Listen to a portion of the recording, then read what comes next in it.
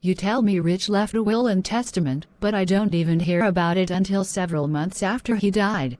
Why wasn't this brought up at his funeral? I knew he had written a will while he was married to you, but he destroyed the original after you and he were divorced. I was thoughtful enough to make a copy of it and keep it in my files. Because his fiancée and her children all died with him, they obviously cannot inherit from him, but you and your children can and should. It seems only fair his actual surviving children receive through you what was Rich's. Here, see for yourself.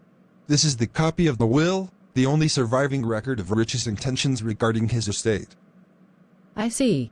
That is indeed Rich's signature, or at least a copy of it. I had to make sure the copy of Rich's will would hold up in court before telling you about it. A judge has told me the copy is acceptable, especially after I told him the details of Rich's death and the fact he had actual children that were entitled to inherit from him. So this is entirely legal. Very well. I will sign the documents confirming the transfer of Rich's assets to me.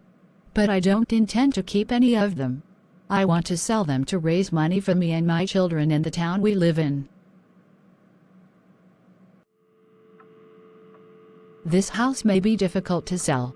There is still blood on the living room floor. It looks like no one touched it since the police were here. So you are the new owner of this club. I am Jack Watson, Rich's right-hand man in running this joint. I am yours to command. Actually, would you be interested in taking over the club? I don't intend to live in Tulsa, and I'd be willing to sell it to you. I don't think I have the money to buy it from you. I do know someone who would buy it, if he is interested. He owns another club on the other side of town. He is Steve Miller. I will give you his number now. I'm sorry about what happened to Rich and the others. He was my direct competition, but his loss was a shock to me anyway. So you say you want to sell his club to me? If you are willing to buy it. Rich also had two homes in this city, and I want to sell them too. My children and I could use the money. I understand, and I will make you an offer for all 3 properties. If you deem the offers acceptable, we will sign the documents together confirming the sale.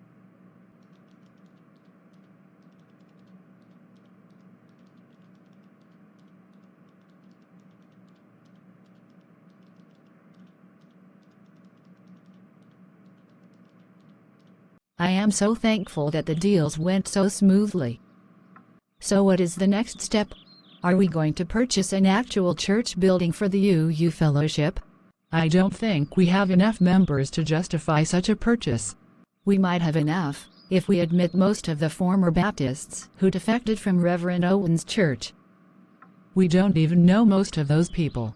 There is no certainty that they share our UU principles, like in the case of Jason Laker. Or even Carla Jenkins, for that matter. I think it best that they form their own Baptist church, where they can continue to preach Christian dogmas that we don't follow. I agree. But we can still consider some of them to be allies. If they were willing to break with Reverend Owen, we might win a few of them to Unitarian Universalism.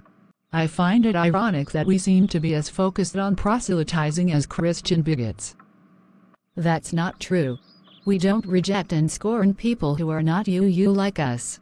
But it seems a kindness to offer membership to people who we deem acceptable if they come to us first to learn about Unitarian Universalism.